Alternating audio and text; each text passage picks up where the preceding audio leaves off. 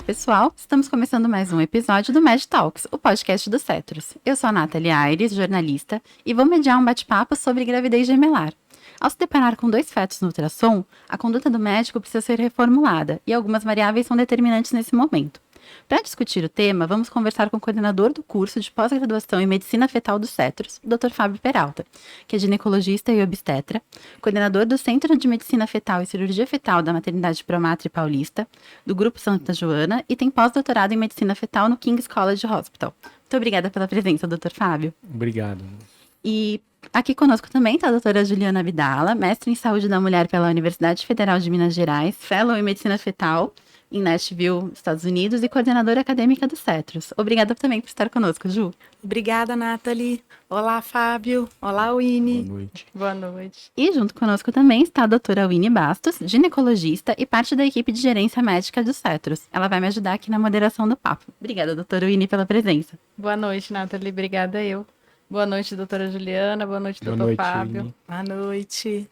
Então, para a gente começar, eu queria pontuar como parece que a gente tem visto cada vez mais pessoas tendo gêmeos, mulheres grávidas de gêmeos. Isso é realmente um dado? Tem aumentado o número de gravidezes gemelares ou é mais uma impressão? Sim, a incidência de uma maneira geral, né, de gestações gemelares é de aproximadamente uma gestação para cada 100, simplificando aí os números, né? Isso vai ficando cada vez menos frequente à medida que a gente aumenta o número de fetos para gestações gemelares ou gestações múltiplas, que a gente chama de grande ordem, né? Ou seja, trigemelares, quadrigemelares e assim por diante. E a gestação gemelar ela tem aumentado ultimamente por alguns motivos, né?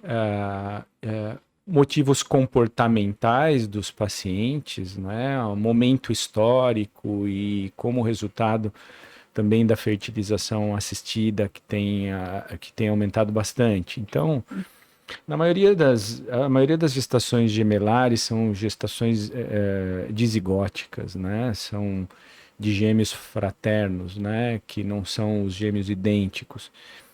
E essa frequência desse tipo de gestação gemelar, ela varia de acordo com história familiar, com idade da paciente quando ela engravida, né? Então, extremos de idade materna influenciam no risco de uma gestação gemelar dicoriônica, né? Então tem uma série de fatores que influenciam isso. Então hoje a paciente está engravidando mais tarde, né, por causa do trabalho. Por outro lado, as taxas de gestação muito cedo têm aumentado bastante também, né, nos extremos de idade materna. Isso contribui para aumentar um pouquinho a taxa da gemelaridade, mas o grande contribuinte é a fertilização assistida, né? Que tem aumentado muito, né?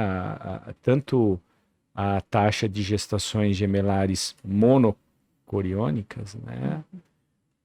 De gêmeos idênticos, como a das gestações dicoriônicas, que na maioria das vezes vem de fecundações diferentes, né?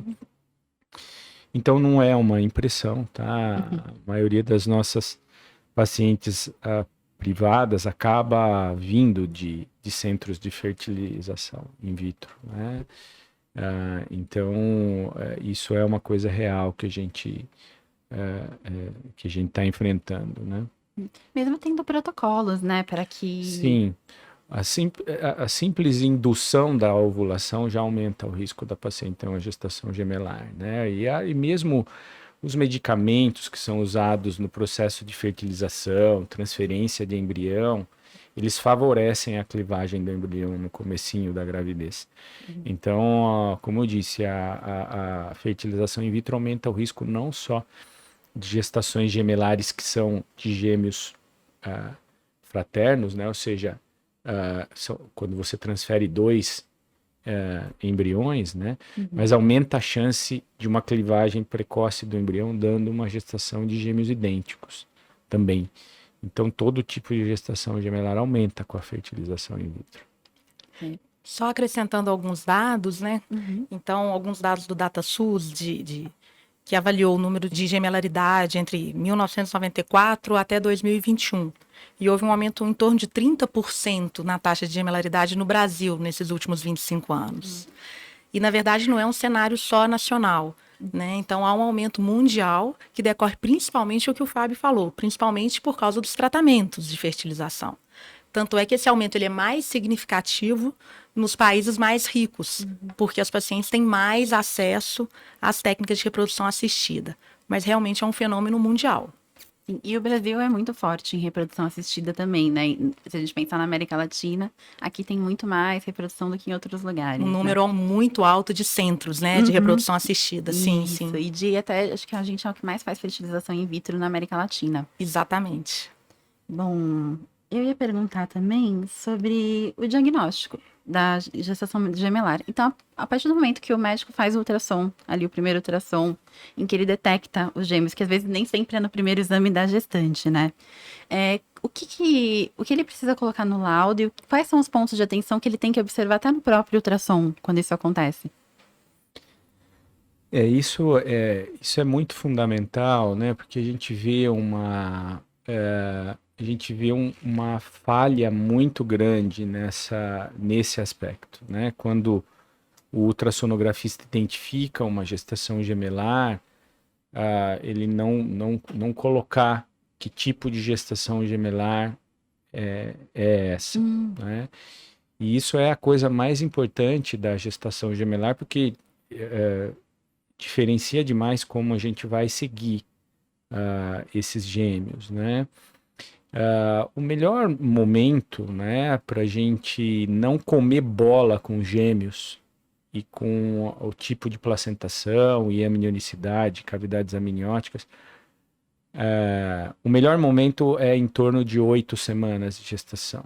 Tá? Quando a gente faz um exame gestacional muito precoce, a gente pode não ver um dos gêmeos quando podem existir dois, na verdade, ali, né? Principalmente se eles forem gêmeos dentro de uma mesma cavidade amniótica, ou se algum dos bebês tiver algum tipo de problema, às vezes a gente não detecta, né?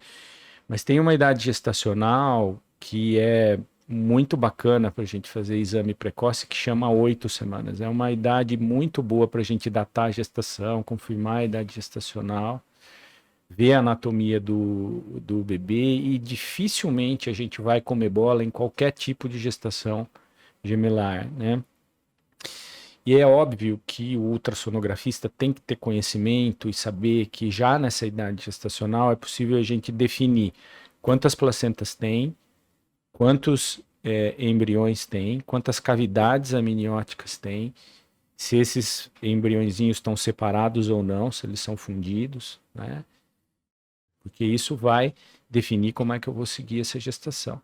Os protocolos são bem individualizados para cada uma delas.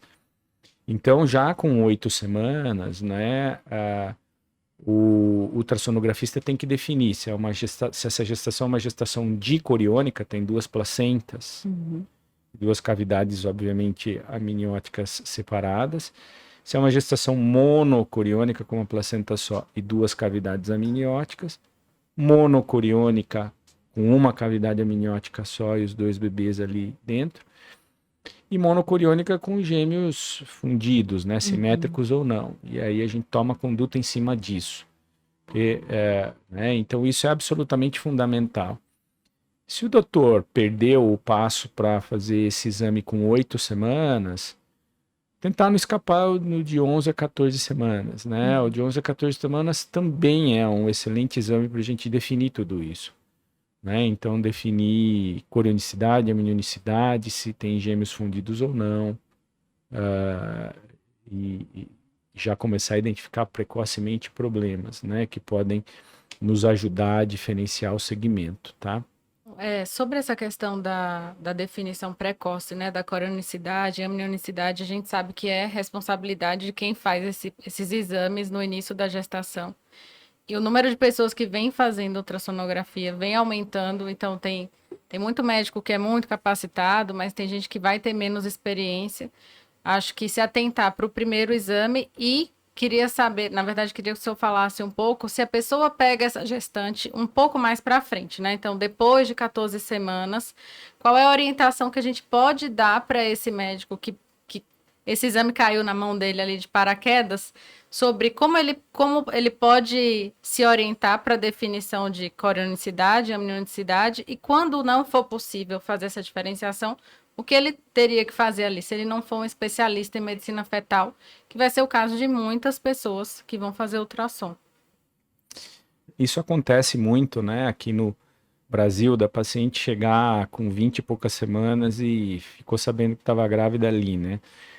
E às vezes a gente pega uma gestação gemelar que mesmo com experiência a gente fica com dúvida, né? Mas basicamente, né, assim, algumas dicas, né, que a gente tem depois de 14 semanas. Obviamente, se você vê uma placenta num canto, outra no outro, e um bebê de um sexo e o outro do outro, se bem que sexo não define nem zigoticidade, né? Não define zigoticidade, né? Mas que às vezes você tem uma placenta muito perto da outra, os bebês com sexos diferentes e na verdade é uma placenta só, né? Isso são condições extremamente raras. Então, a gente não pode falar, olha, usa o genital para discriminar. Mas, na imensa maioria das vezes, quando você tem um menino e uma menina, é porque cada um tem a sua placenta, né? Só ter o bom senso de saber que não é sempre assim, né? Então, obviamente, se tem uma placenta de um lado, outra do outro, acabou o papo, né? É uma gestação dicoriônica e isso é o que interessa, e não importa se os bebês são idênticos ou não. Não é? 1/3 das monozigóticas vão ser desse jeito, tá? E os bebês são geneticamente parecidos, né, e com placentas separadas.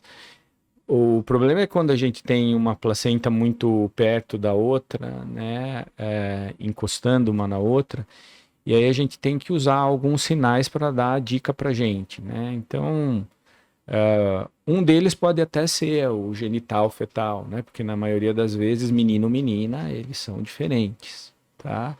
Então tudo bem usar esse aspecto. Mas às vezes os bebês são do mesmo sexo, né? E aí eu posso ter dúvida se eu vou conseguir diferenciar essa corionicidade em mono ou di.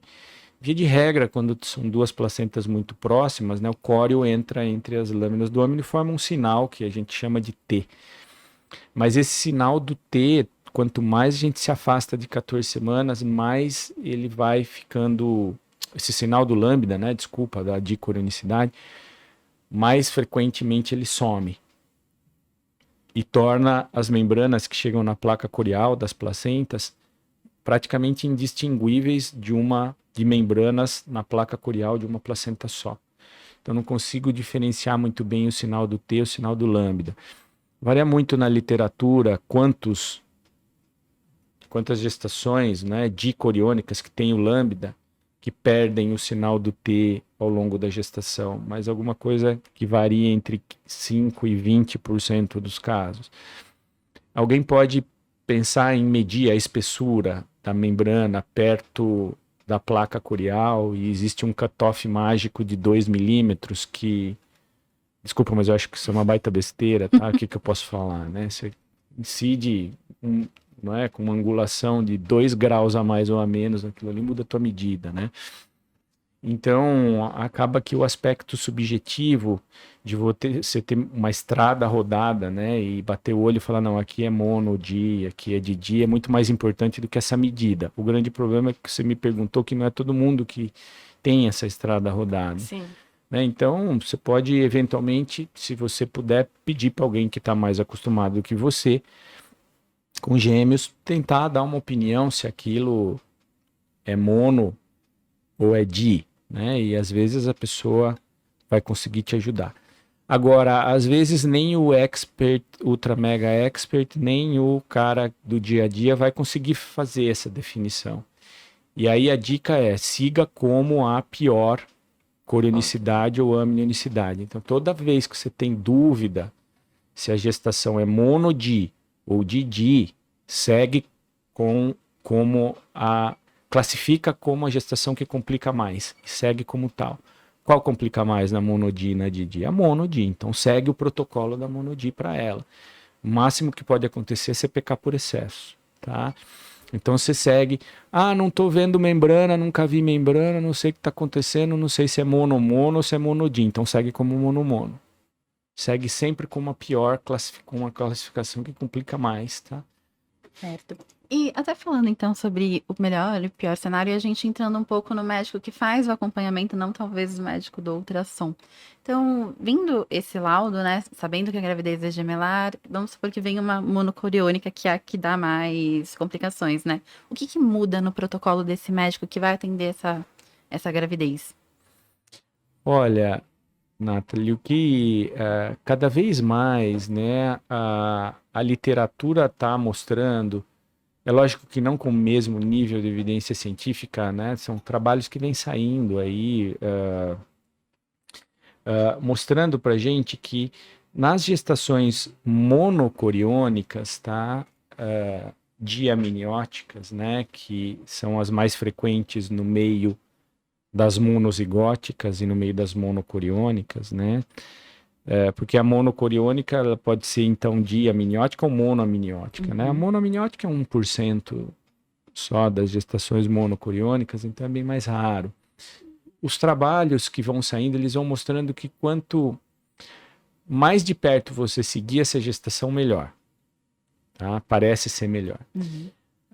O que existe de maior evidência nisso é fazer um segmento a cada 15 dias dessas gestações.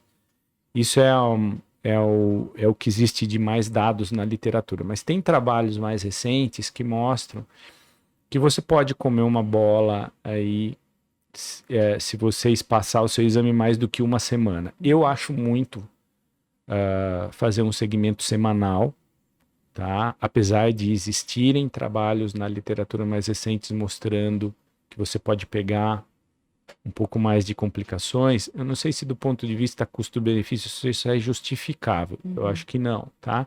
O protocolo inglês, que é mais rigoroso do que o americano, eles são diferentes, tá? Ele fala pra gente nas monodi seguir essas mulheres a cada 15 dias, a partir de 16 semanas, desde que você não encontre nenhum sinal que sugira uma restrição seletiva ou uma transfusão feto-feto em qualquer uma das suas formas, né?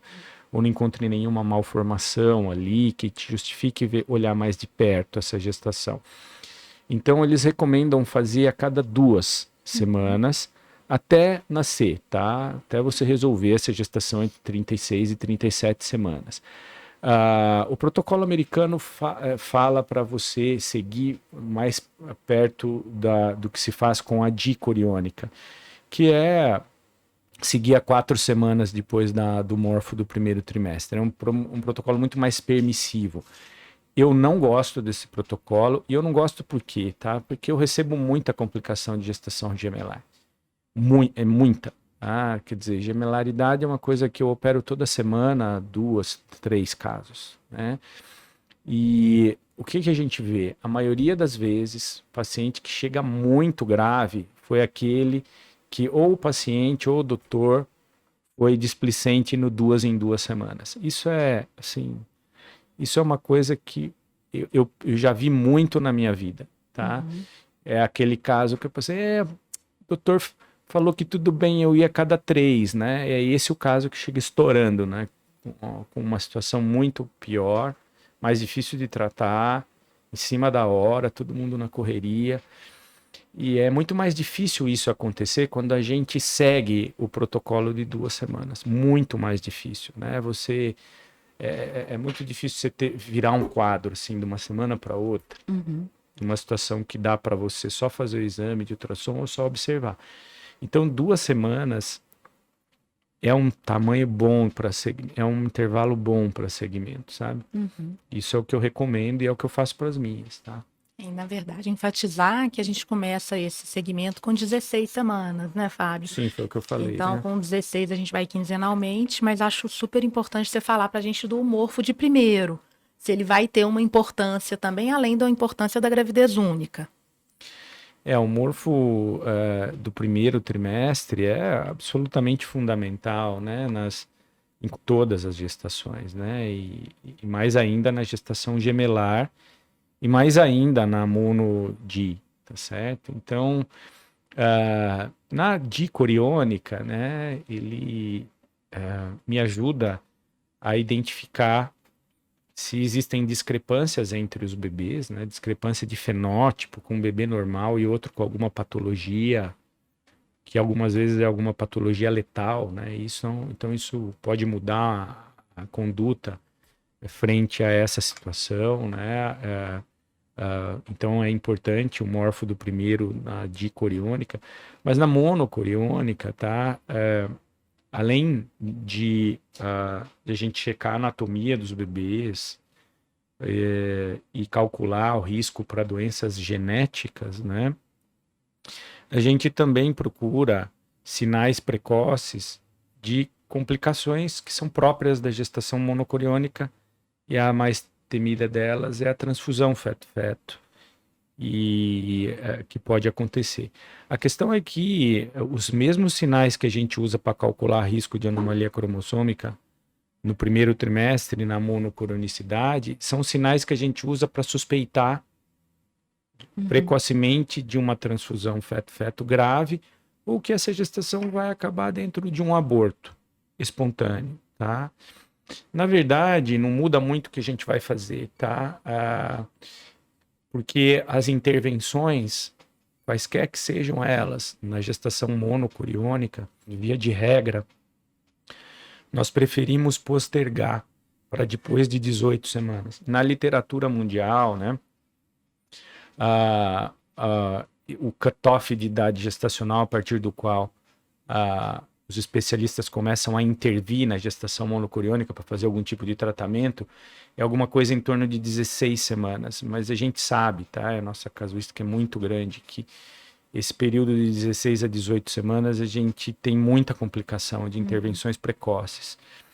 Então, quando a gente encontra um par monocoriônico com risco maior para anomalia cromossômica ou essas complicações, tá?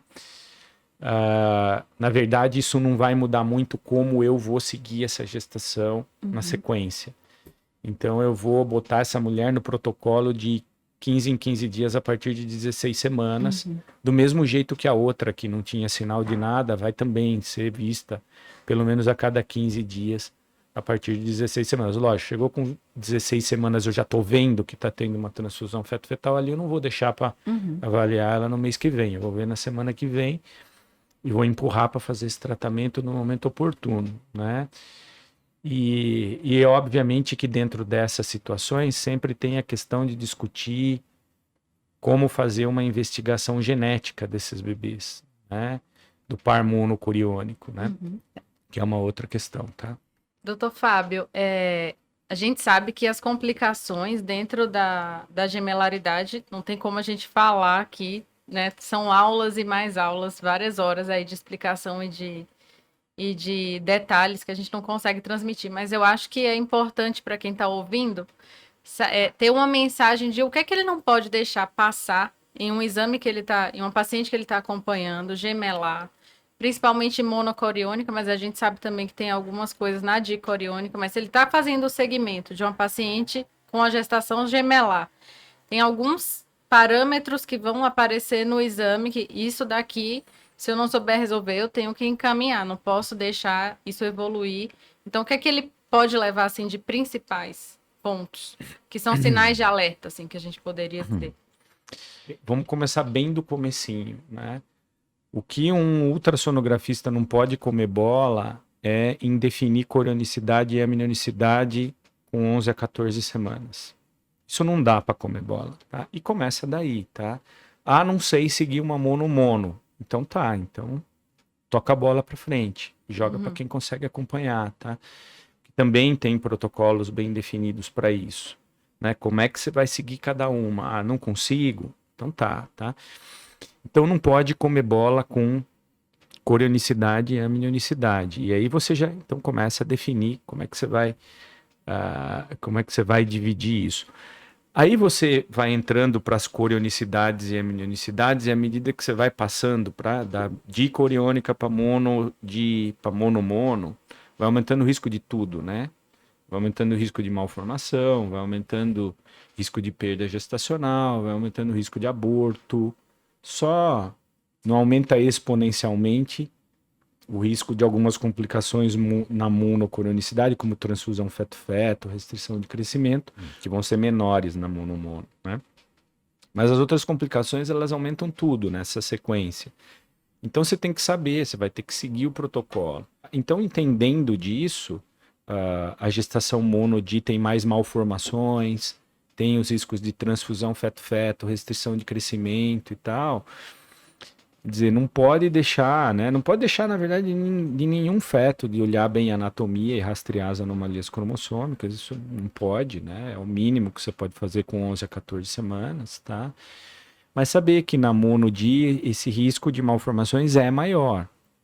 Então, tem que ter um mínimo de conhecimento para descartar as anomalias estruturais que são mais frequentes na monocorionicidade também. E são problemas de linha média, né?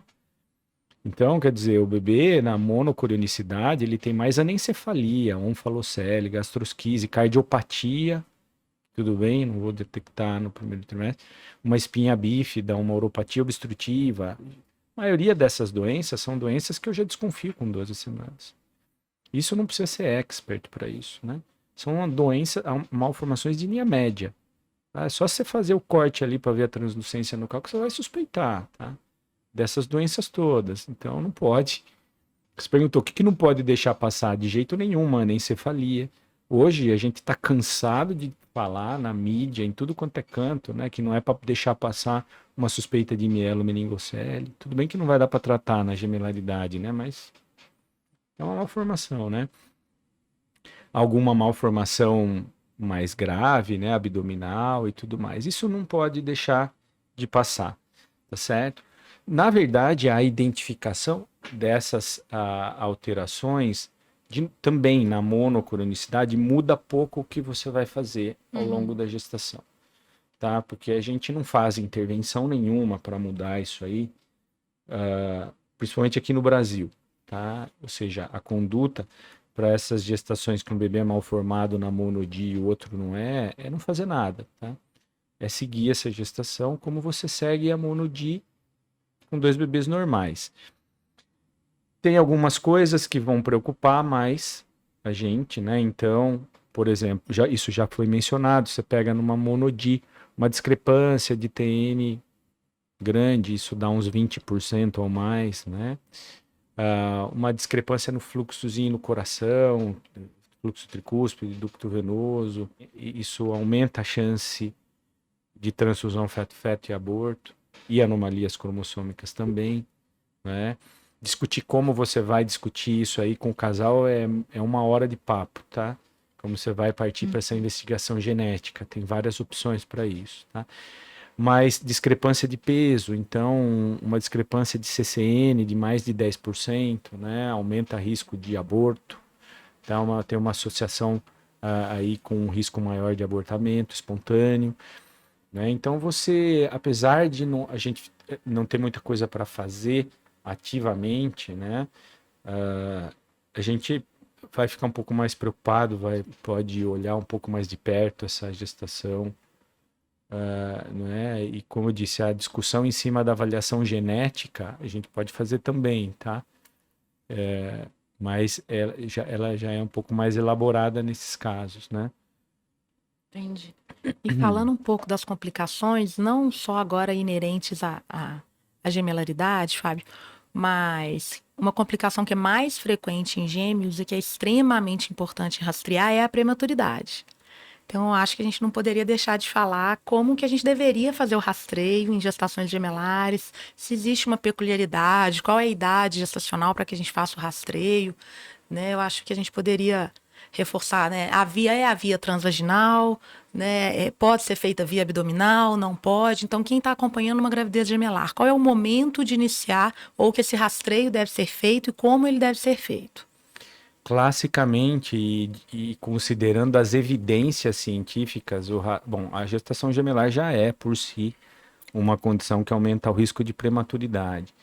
Mas a gente sabe que as medidas de prevenção, tá, não são eficazes se você generalizar a prevenção, tá?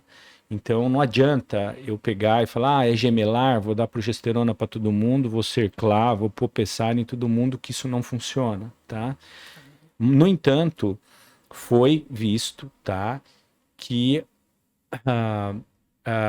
as gestações gemelares, que no morfo do segundo, tá, 18 a 24, 25 semanas, tem o colo abaixo de 25, tá, milímetros, elas se beneficiam da progesterona em dose de 400 miligramas por dia, de manhã e de noite, progesterona vaginal. E isso vem da última meta-análise do Roberto Romero, né, que, na verdade, essa medicação tem um efeito maior de 20 a 10 milímetros de colo, mas abaixo de 25 já começa a funcionar, tá certo? Então, em qual paciente? Na paciente que tem colo abaixo de 25 milímetros. E é lógico que medido por via transvaginal, porque a técnica é essa. Por cima a gente não consegue avaliar muito bem. E aí você vai dar progesterona de 200 de 12 em 12 horas. Até o final da gestação, isso reduz, né, em meta-análise, tudo quanto é complicação na gemelaridade. Parto prematuro antes de 28, 32, 34, 36, complicação no neonato, mortalidade do neonato, reduz tudo, tá?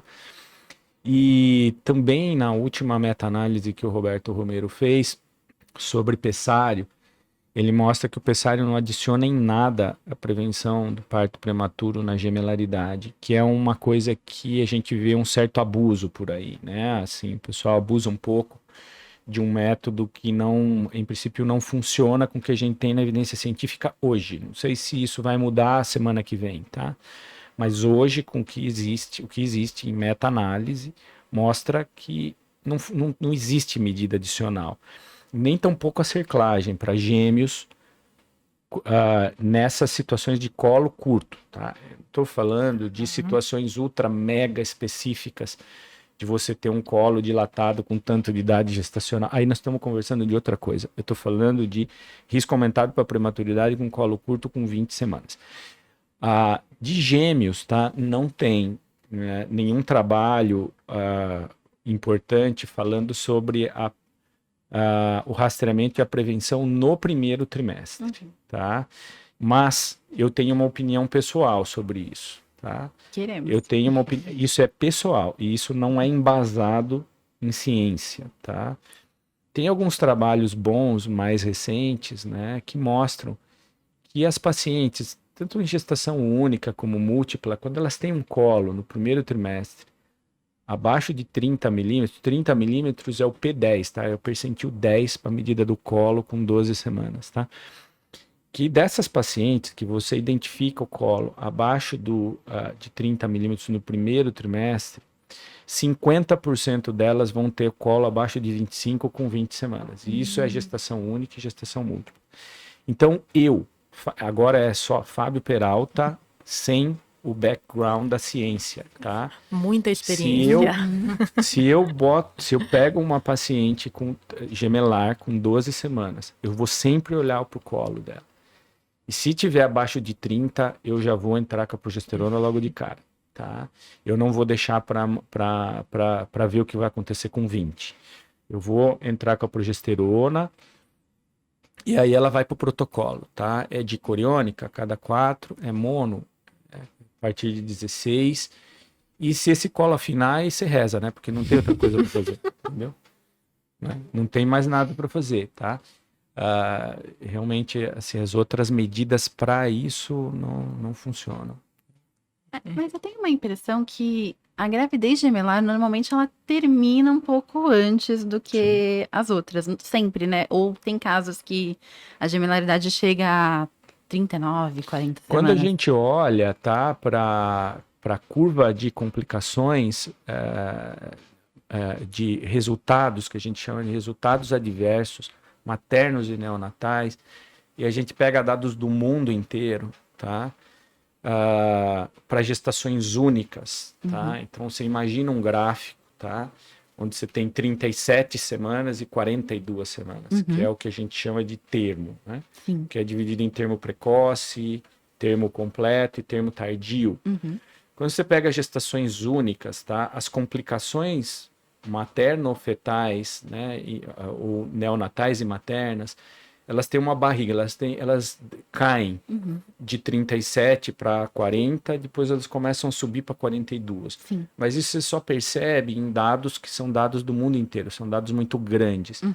Com a gestação gemelar, tanto a mono-DII quanto a DIDI, essa barriga não acontece. Depois de 37 semanas é uma linha ascendente, o risco de óbito dos bebês vai aumentando, ele não vai diminuindo.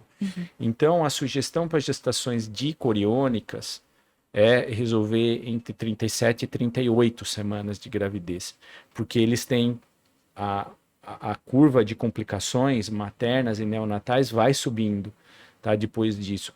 E nas gestações monocoriônicas, na monocoriônica, né, você resolver entre 36, em torno de 36 semanas, no máximo 37 nas não complicadas, nas que tem algum tipo de complicação entre 34 e 36.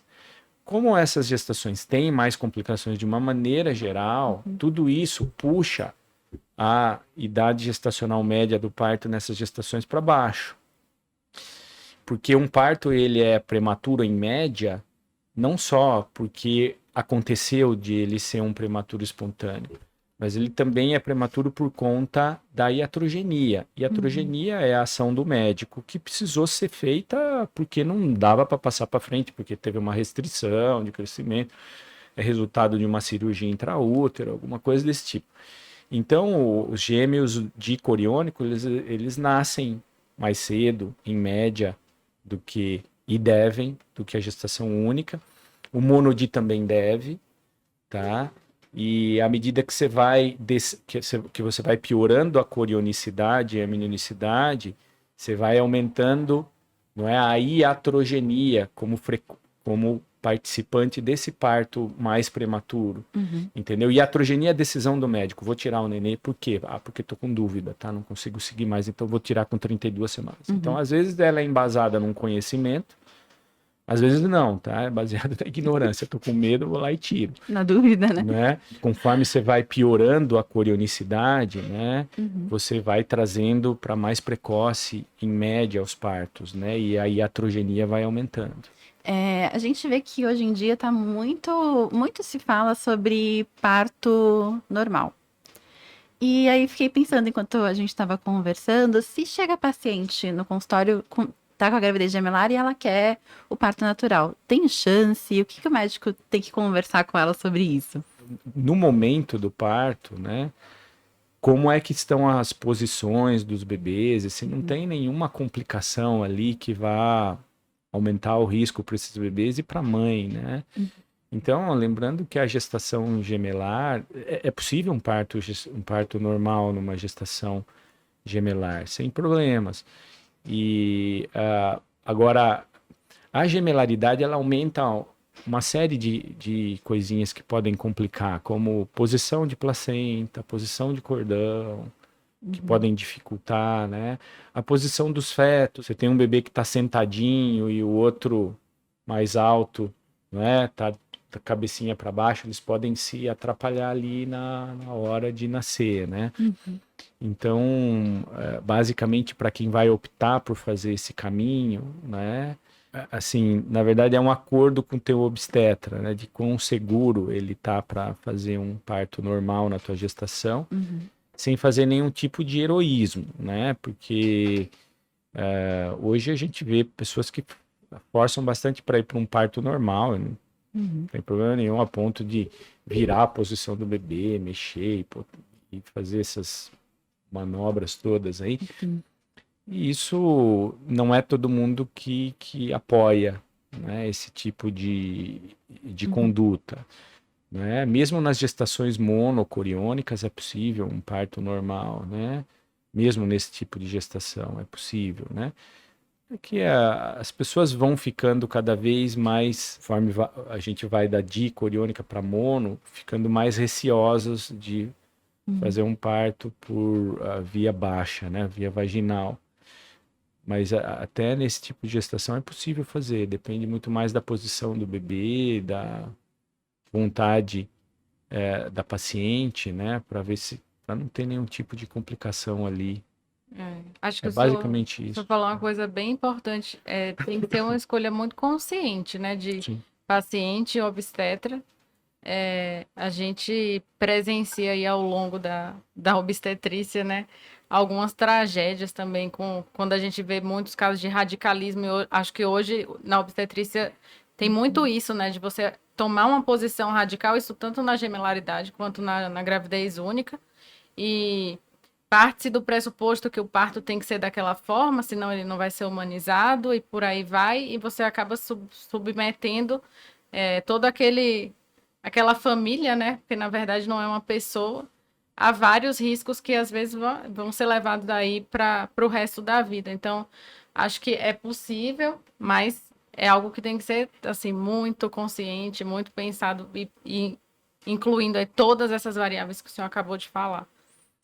Eu acho interessante isso, né? Porque eu trabalho com pessoas que gostam muito de gemelar da parte clínica obstétrica, né? E é legal você ver, né, a consciência que esses meus colegas têm, né? De fazer esse tipo de ajuste, assim. Ou seja, eu trabalho com pessoas que são muito boas em parto normal, né? E eles não têm nenhum problema em fazer parto normal em gemelar. Mas eles respeitam as limitações, né? Então, sem um radicalismo. E esse é o tipo de profissional que, para ser bem honesto, assim, eu fico mais tranquilo, assim, né? É um balanço, né? De uma experiência, uma segurança, sem exagero, Isso. né? Não tanto ao mar, nem tanto à terra. O cara que não pode, nunca vai fazer um parto normal numa gemelaridade e o outro que sempre vai fazer o parto normal a qualquer custo, né? Então, sempre o meio termo é uma coisa interessante, né? Ô, Fábio, eu queria fazer uma pergunta pessoal profissional. Na verdade, a gente sabe que você é um orgulho muito grande para a gente, o maior cirurgião do país fetal. Aí eu queria que você nos contasse como que a cirurgia fetal entrou na sua vida, Fábio. Em que momento você se viu virando cirurgião fetal ou se tornando cirurgião fetal?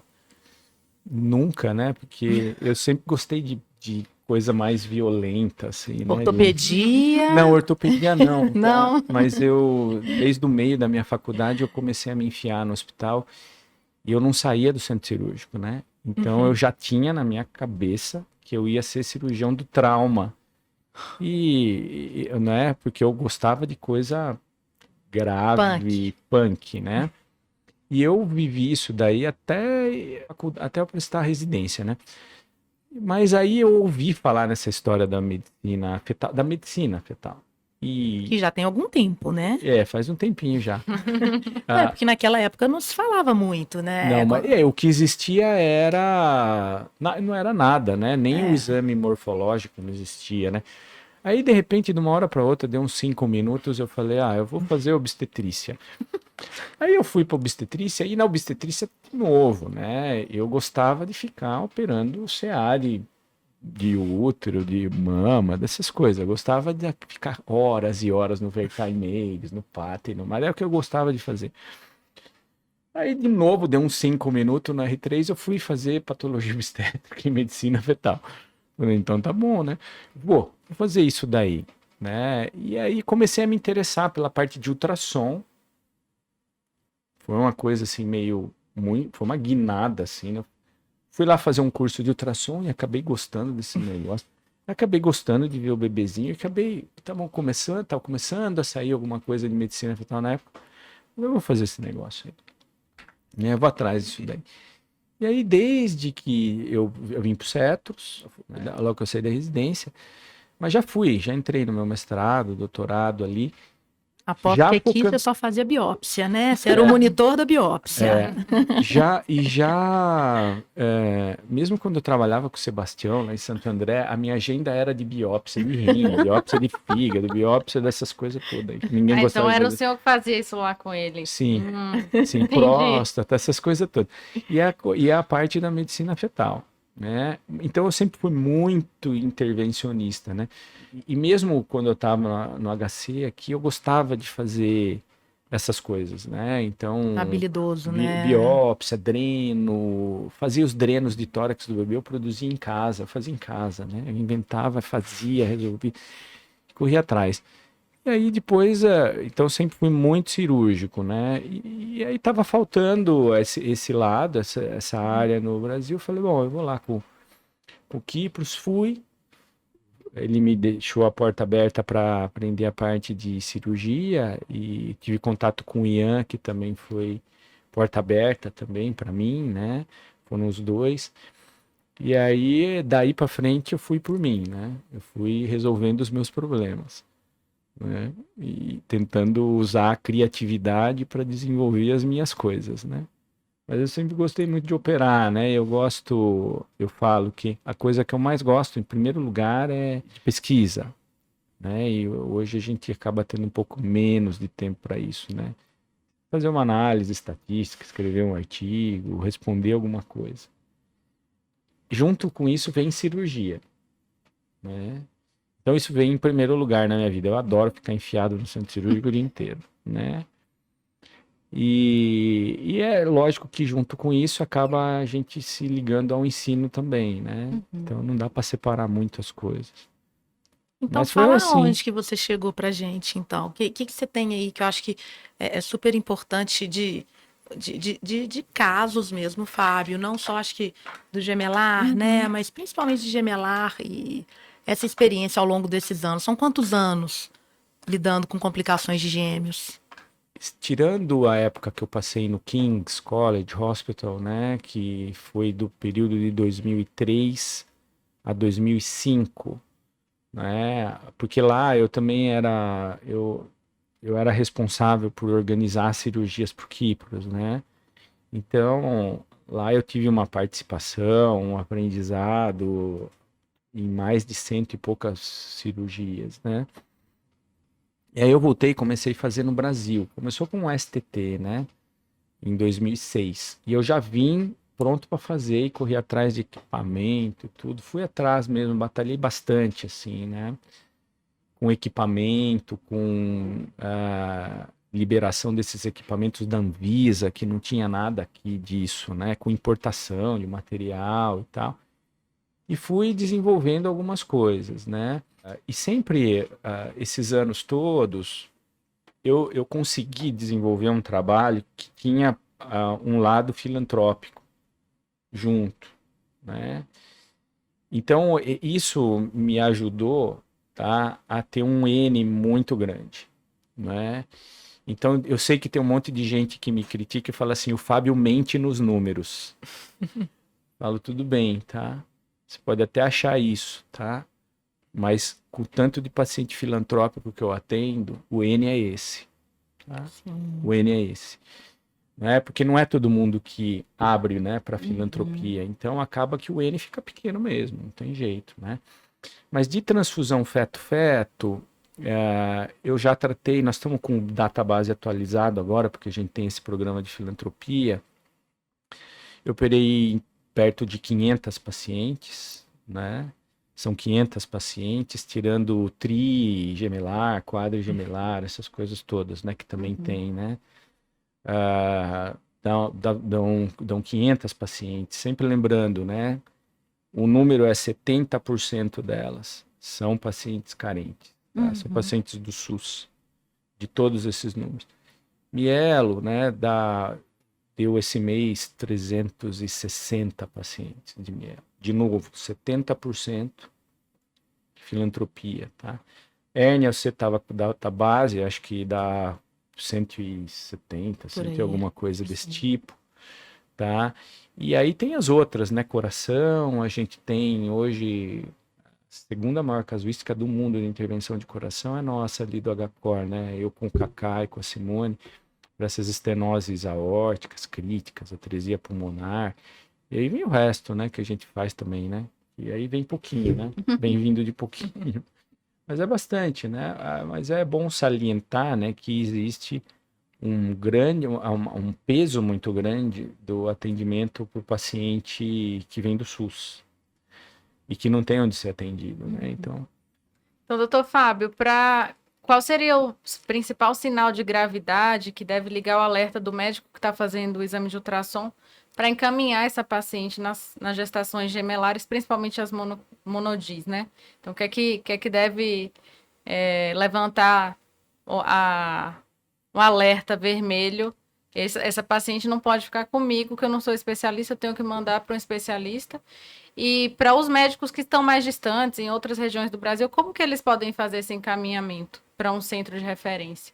né, a gente volta para o primeiro trimestre, na monodi, aqueles sinais que aumentam o risco de aneuploidia, de transfusão feto-feto e tudo mais, eu acredito que seja cedo, né, a paciente ser encaminhada para um centro de referência. Você tem que desconfiar que aquele caso pode complicar, tá?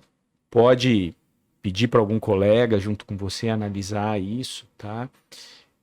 Porque às vezes a paciente mora muito longe, né? Então você vai falar, poxa, vai montar no avião para vir para cá para eu ver uma discrepância de TN, né? E uma coisa que eu não vou poder mexer agora, então tem que pensar nisso também. Uhum. Então olha de 11 a 14 semanas, tô desconfiado que isso vai complicar. Olha de novo com 14, 15, 16 semanas, tá? E aí, chegando nessa época, na monocorionicidade, o que vai preocupar é grandes discrepâncias de peso, grandes discrepâncias de volume de líquido amniótico, do tamanho da bexiga dos fetos. É importante pensar já em encaminhar para um especialista local, não deixa para a semana que vem, né? Então, pegou uma discrepância muito grande de peso, pegou uma discrepância muito grande de líquido, ou uma gestação gemelar que tem um polidrâmino, que você não está conseguindo ver a membrana, tá? Né? Ver um bebê muito paradinho no canto, quer dizer, são sinais que estão falando que está acontecendo a transfusão feto-fetal, né? Ou manda isso para um colega mais próximo que tenha mais experiência com você, ou, lógico, essas pacientes podem vir para cá, né? Então a gente tem, a nossa pós-graduação funciona todo final de semana aqui no Cetros. E o nosso maior ambulatório chama ambulatório de gestação gemelar. Certo? Nosso maior ambulatório é ambulatório de gêmeos. Né? Por quê? Porque tem um monte de gestação monodi rolando por aí, elas precisam vir a cada 15 dias. Uhum. Né? E a paciente que vai operar, a paciente que vai retornar. Então, nosso ambulatório de gemelar aqui é enorme, tá? Uhum. Então, as pacientes podem ser encaminhadas para o nosso final de semana da pós-graduação, que a gente vai atender, a gente tem esse trabalho assistencial, tá certo? E se houver alguma urgência, tá? Que não dê para esperar, ou liga para cá ou liga para mim, meu contato direto. Eu tenho uma equipe que cuida só de gêmeos, né? Porque eu não tô a semana inteira aqui no Cetros, então tem uma pessoa que cuida de gêmeos para mim, entendeu? Que ela recebe tudo. Então, recebeu gêmeos, não sabe o que fazer no meio da semana, precisa tomar uma conduta, uma cirurgia, a minha equipe pode ser acionada imediatamente. E a gente vai tentar resolver, tá? Mas não pode esquecer que tem a pós aqui que funciona, de fetal, né? Funciona todos os finais de semana. Raramente a gente tem um final de semana sem atender. Perfeito. Tá? Então é bem legal. Inclusive, quem quiser saber mais sobre a pós-graduação, pode dar uma olhada no nosso site. Eu vou deixar o link também na descrição do episódio. Então, muito obrigada, Juliana, doutora Winnie, doutor Fábio, pela presença. Foi um bate-papo muito legal, muito esclarecedor. Você quer deixar alguma mensagem final, doutor? Agora você me pegou, né? Que mensagem. Depois vocês ajeitam isso. Né? Claro. Não, essa parte não. A mensagem final é que hoje a identificação, a individualização do segmento de uma gestação gemelar, É absolutamente fundamental, né, saber fazer essa individualização, a caracterização da gestação gemelar e individualização da conduta. Isso não é uma coisa difícil de fazer, né? Ou seja, você não precisa ser um ultra mega expert em gêmeos para dar rumo para essa gestação gemelar, né? Então, basta um pouquinho de esforço, tá? E você ter uma formação boa, sólida, né? Para te dar a segurança de identificar e caracterizar essas gestações e dar rumo para elas, né? Que é uma coisa que a gente tem aqui na escola, tá? Em todos os cursos que envolvem a obstetrícia, entendeu? Então, quer dizer, nem precisa ser um curso avançado para isso, né? Isso já é discutido desde os cursos mais básicos, né? Então, quer dizer, não precisa de muito esforço para você não comer bola com a gestação gemelar, tá? É Perfeito. isso. Então, e muito obrigada para quem acompanhou a gente até aqui. Até o próximo episódio. Até, obrigada.